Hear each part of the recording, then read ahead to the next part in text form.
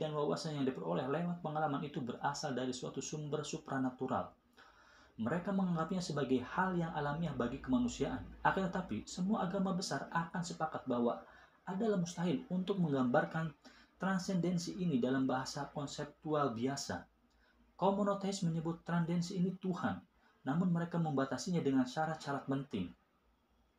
Yahudi misalnya, dilarang mengucapkan nama Tuhan yang sakral, sedangkan umat Islam tidak memperkenankan melukiskan Tuhan secara visual. Disiplin semacam itu merupakan pengingat bahwa apa yang kita sebut Tuhan berada di luar ekspresi manusia. Ini bukan sejarah dalam pengertian biasa, sebab gagasan tentang Tuhan tidak tumbuh dari satu titik kemudian berkembang secara linear menuju suatu konsepsi final. Teori-teori ilmiah mempunyai sistem kerja seperti itu, tetapi ide-ide dalam seni dan agama tidak. Sebagaimana dalam puisi cinta, orang berulang kali menggunakan ungkapan yang sama tentang Tuhan.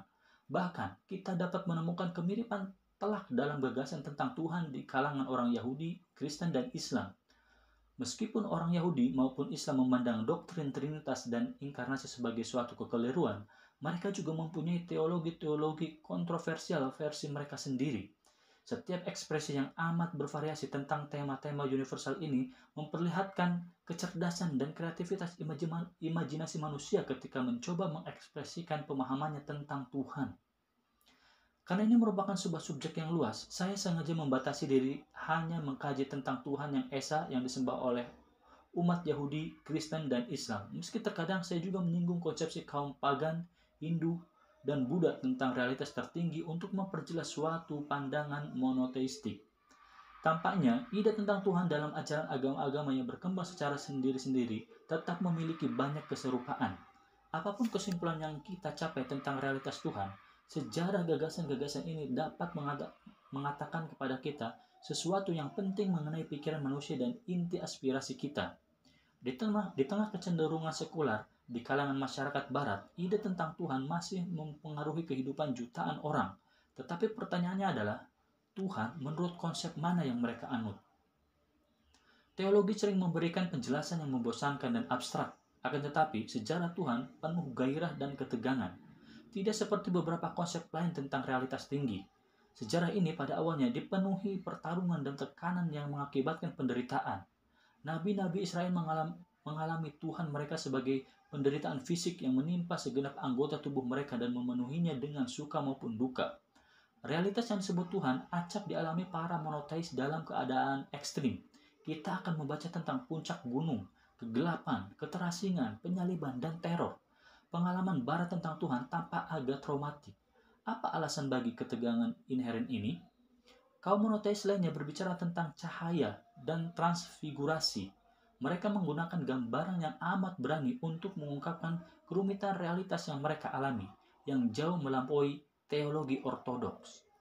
Belakangan ini, perhatian terhadap mitologi bangkit kembali, yang mungkin menunjukkan luasnya hasrat akan ekspresi yang lebih imajinatif tentang kebenaran agama. Karya mendiang sarjana Amerika Joseph Campbell telah menjadi begitu populer. Dia melakukan pengkajian mendalam tentang mitologi perennial manusia, menghubungkan mitos-mitos kuno dengan mitos-mitos yang hingga kini masih hidup di kalangan masyarakat tradisional. Sering diasumsikan bahwa Tuhan ketiga agama besar itu sama sekali tidak memiliki simbolisme mitologi yang syair. Namun demikian, sekalipun kaum monoteis pada dasarnya menolak mitos-mitos tetangga pagan mereka, mitos-mitos itu ternyata sering kembali masuk ke dalam keimanan pada masa berikutnya. Kaum mistik melihat bahwa Tuhan berinkarnasi ke dalam tubuh seorang wanita, misalnya. Sementara yang lain secara khidmat memperbincangkan seksualitas Tuhan dan memasukkan unsur feminim kepada Tuhan. Ini membawa saya ke titik yang sulit, karena Tuhan ini telah terlanjur secara khusus dikenal sebagai berjenis laki-laki. Dan dalam bahasa Inggris, kaum monoteis lazim merujuk kepadanya dengan kata ganti he. Pada masa sekarang, kaum feminis dengan sangat sadar menaruh keberatan terhadap hal ini. Penggunaan kata ganti maskulin untuk Tuhan ini menimbulkan persoalan dalam sebagian bahasa bergender. Akan tetapi, dalam bahasa Yahudi, Arab, dan Prancis, gender gramatikal memberikan nada dan dialektika seksual terhadap diskursus teologis yang justru dapat memberikan keseimbangan yang sering tidak terdapat di dalam bahasa Inggris. Misalnya kata Arab Allah, nama tertinggi bagi Tuhan, adalah maskulin secara gramatikal, tetapi kata untuk esensi Tuhan yang ilahiyah dan tak terjangkau atau azat adalah feminim. Semua perbincangan tentang Tuhan adalah perbincangan yang sulit. Namun kaum monoteis bersikap amat positif tentang bahasa sembari tetap menyangkal kapasitasnya untuk mengekspresikan realitas transenden. Tuhan orang Yahudi, Kristen, dan Islam adalah Tuhan yang dalam beberapa pengertian berkata-kata, berfirman. Firman-nya sangat krusial di dalam ketiga agama besar itu. Firman Tuhan telah membentuk sejarah kebudayaan kita.